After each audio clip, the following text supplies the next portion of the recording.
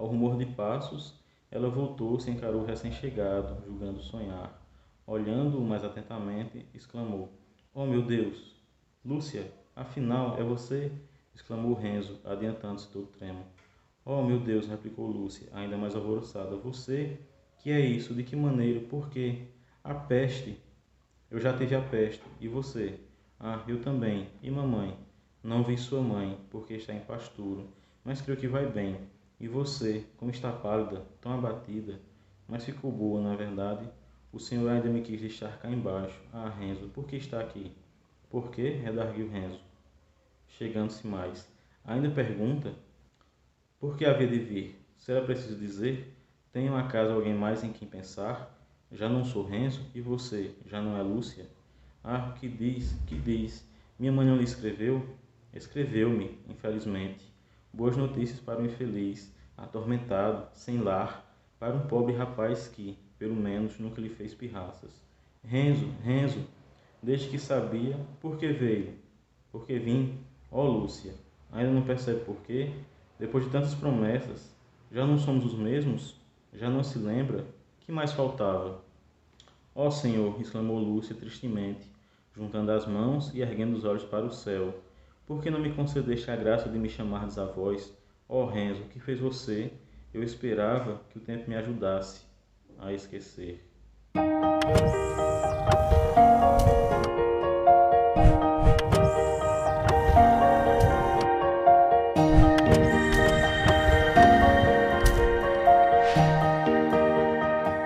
Bem-vindo a mais um Quixotado, seu programa de literatura. Hoje falando sobre Os Noivos, do Alessandro Manzoni, essa obra-prima, esse livro maravilhoso. Eu adoro esse livro, né? É o livro romântico que eu prefiro, dentre todos os que já li.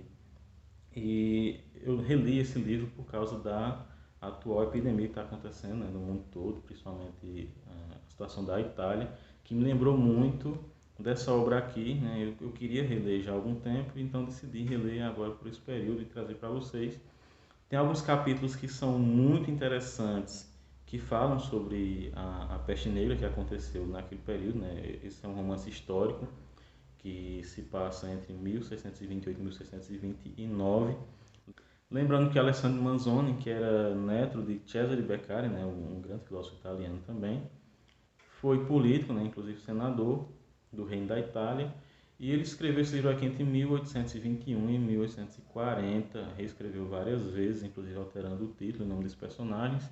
E ele nasceu no dia 7 de março de 1785 e faleceu no dia 22 de maio de 1873, então ele viveu 88 anos, que era uma idade bem avançada para aquela época.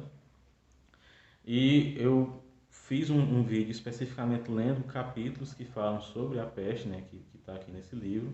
Vocês podem acessar o vídeo com o link que está aqui embaixo na descrição. E aqui eu vou falar sobre o enredo principal, que é o enredo do amor dos noivos, né, do Renzo e da Lúcia, e as peripécias que os levam a se separarem, né, em todo o caminho que eles percorrem até se reencontrar, e então o final que eu não vou revelar.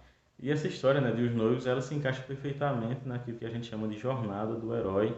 No caso aqui existe um chamado à aventura, que é o seguinte: Lorenzo, um jovem fiandeiro, estava prometido a casar-se com Lúcia, uma jovem camponesa, e estava tudo certo para o casamento, né, para eles serem felizes para sempre, só que o Dom Abondio, o cura do local, né, de Leco, a vila em que eles moram, é abordado por sicários a serviço do líder feudal, né, da região, o Dom Rodrigo, e esses sicários dizem a ele o seguinte: se ele fizer esse casamento, eles vão matá-lo.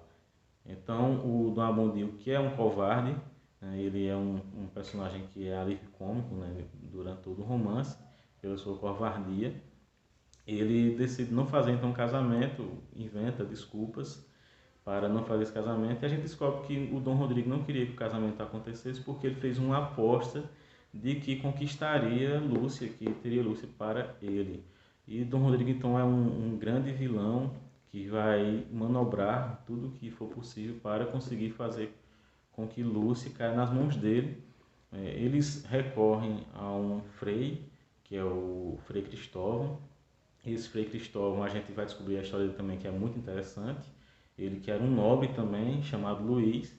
E então, numa rusga que ele teve com outro nobre, um nobre que seria mais importante do que ele, eles lutaram espadas e um criado dele, chamado Cristóvão, tentou salvá-lo e então morreu nas mãos desse nobre. Luís matou o nobre e então se refugiou num convento, né, dos capuchinhos para salvar a própria vida. E refugiando-se nesse convento, ele acabou se convertendo e aí adotou o nome do criado que morreu nessa luta. E ele se torna então um homem que todos acham que é um santo. Ele é um dos personagens principais dessa narrativa. Ele tenta falar com Dom Rodrigo, mas Dom Rodrigo o persegue, inclusive consegue com um tio dele, um conde, que ele seja transferido para outra cidade, né, mais ao norte da Itália. Mas o Dom Cristóvão, antes de ser transferido, tinha conseguido o seguinte: ele separou o casal, mas com a promessa de reuni-los. Ele mandou Renzo com uma carta para um padre em Milão, né, para que ele ficasse lá por um tempo, e enviou Lúcia com a mãe dela, Inês, para um convento em Monza. Só que nesse convento existia uma madre de origem nobre, que era chamada de A Senhora, que também era o cão naquela época. E o que acontece é o seguinte: quando o Renzo chega a Milão, estão havendo vários saques, né, de farinha e de pão, devido a uma grande inflação, né, a grande carestia que estava acontecendo. Então, e ele se vê envolto nas multidões e então acusam de ser um dos chefes e aí tentam prendê-lo. Ele foge de Milão, foge para bem longe de lá, até parar em Bérgamo, uma cidade em que um primo dele mora e que tinha chamado ele para trabalhar por lá. Então vai ficar bem longe, né, de Lúcia, que vai parar em Monza. E então o Dom Rodrigo recorre a um personagem que é chamado aqui no livro de Inominado, que era um grande senhor daquela época e um grande criminoso, né? Todos os criminosos, é como se fosse uma máfia mesmo, né? E todos os criminosos recorriam a ele quando não conseguiam por si sós praticar os seus delitos. Esse Inominado então manda uma carta para a senhora, né, a madre lá do convento em que a Lúcia estava, para que mande Lúcia numa carruagem dele. Lúcia é então sequestrada e levada para o castelo dele. Só que ele vê a situação de Lúcia e então ele passa por um momento de conversão. Ele se entristece muito, ele sente piedade por ela e então ele procura um arcebispo da época, um arcebispo também muito importante naquele período. Lembrando que é um romance histórico, então vai misturar personagens fictícios com personagens reais. Ele se converte e então não entrega a Lúcia para o Dom Rodrigo. Pelo contrário, né, ele acolhe Lúcia e a mãe dela, né, e decide protegê-las. Ele se converte, então manda embora os sicários e passa a levar uma vida de acolhimento, né, das pessoas que recorrem a ele. Só que Lúcia, sem saber que ele estava passando por essa conversão, faz uma promessa, que é uma promessa à Virgem Maria, de que ela seria virgem o resto de sua vida se conseguisse escapar das mãos desse homem. E no dia seguinte, então, o Inominado está convertido, ele falou com o arcebispo, então decide liberar a Lúcia. E ela então acredita que foi um milagre da Virgem Maria. Isso é mais uma barreira para o reencontro dos noivos, né? Ela pede à mãe que escreva para o seu noivo, né, para o Renzo, informando que ela fez esse voto e que, portanto, não pode mais casar com ele. Ele fica irado, né, com essa questão, com esse voto, né? Ele fica revoltado com isso e decide ir até lá, só que surge então a maior barreira entre os dois, que é a peste negra. A peste negra se espalha pela região e eles então passam cerca de 20 meses afastados. O Renzo pega a peste, mas consegue sobreviver.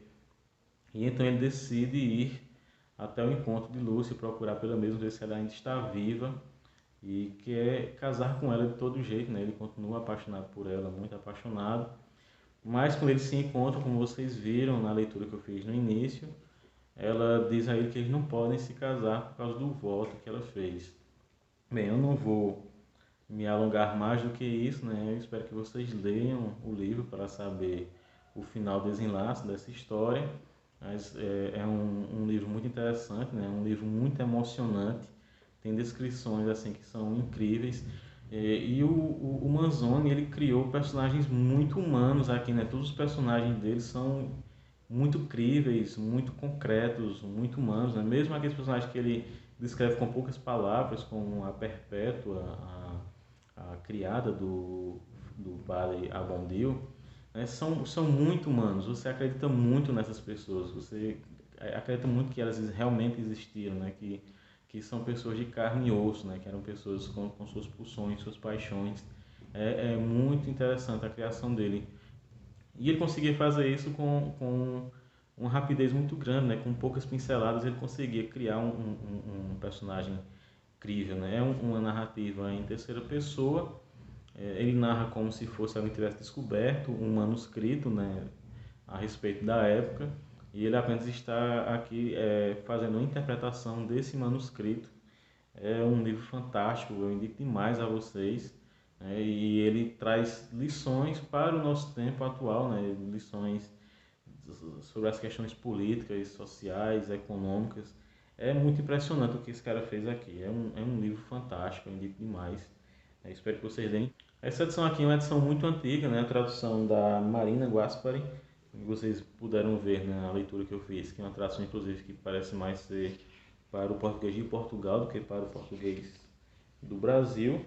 E é de 1971 esse livro aqui. Infelizmente não tem nenhuma tradução mais atual em livro físico, tem apenas em livros digitais. Eu gostaria que fosse reeditado, né, para a venda, né, dos livros físicos. Tem uma releitura feita pelo Humberto Eco, né, que está disponível. Eu vou deixar o link na descrição caso vocês queiram comprar. É um livro que vale demais a pena a leitura. É uma história, um romance incrível, mas não só isso, né, o pano de fundo, né, o histórico que ele traz, as reflexões, né, sobre a sociedade, sobre a política, tudo é muito impressionante na escrita do Manzoni, né, que aqui nesse livro ele honra o seu avô, né, o Cesare Beccaria, e vai além, né, ele que também era poeta, então muito da concisão que ele consegue se deve ao fato dele ser poeta. É um livro incrível, sugiro demais que vocês leiam essa obra aqui. Espero que vocês tenham gostado do vídeo. Se gostaram, não esqueça de se inscrever, curtir, comentar, compartilhar. A gente se vê no próximo Quixotado, o seu programa de literatura.